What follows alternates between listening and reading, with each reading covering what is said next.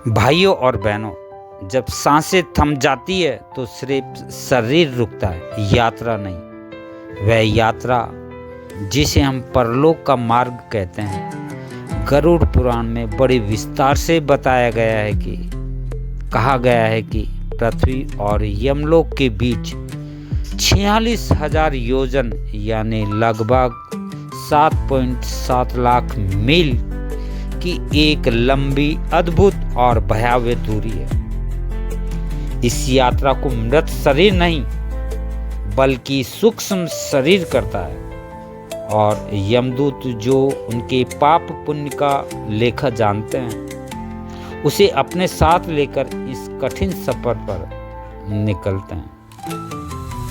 पहले 48 दिन सबसे कठिन होते हैं।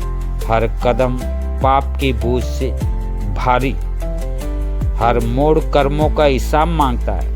यहाँ मनुष्य अपनी हर गलती, हर धोखा, हर अधर्म सब कुछ सामने देखता है। फिर शुरू होती है 16 नगरों की यात्रा। एक एक नगर, एक एक कर्म का दर्पण, जहाँ आत्मा अपने ही किए हुए कर्मों में जलती है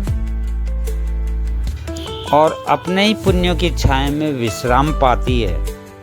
इस पूरी यात्रा को लगभग 12 महीने लगते हैं, एक साल, जहाँ आत्मा अपने जीवन को पीछे मुड़कर देखती है। कहाँ प्रेम दिया, कहाँ घाव दिए, कहाँ धर्म निभाया, कहाँ भूल हुई। लेकिन इस कठोर यात्रा में एक ही सहारा है, पिंडदान।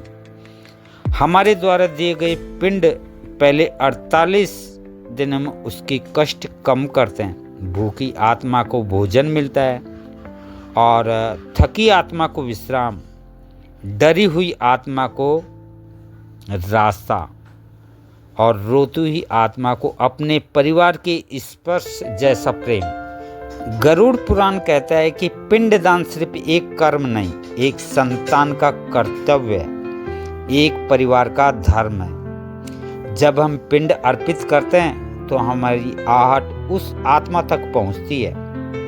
वह महसूस करती है, मेरे अपने मुझे नहीं भूले, मेरे लिए प्रार्थना कर रहे हैं, मेरे मार्ग को प्रकाश दे रहे हैं। भाइयों और बहनों, शरीर मिट जाता है पर आत्मा नहीं, कर्म मिट जाते हैं पर संस्कार नहीं। और यही कारण है कि हमारे शास्त्र कहते हैं, माता पिता पूर्वजों का श्राद्ध व पिंडदान सिर्फ मात्र एक रिवाज नहीं, कृतज्ञता का सबसे बड़ा रूप है। इसलिए जिस दिन हम पिंडदान करते हैं उस दिन हम सिर्फ एक विधि नहीं निभाते बल्कि अपने पूर्वजों की परलोक की यात्रा को प्रकाश, शक्ति और शांति देते हैं। क्योंकि अंत में हर आत्मा की यही पुकार होती है, मुझे याद रखना, मेरे पथ को रोशन करना और मेरे लिए प्रार्थना करना। और हमारा धर्म हमें यही सिखाता है।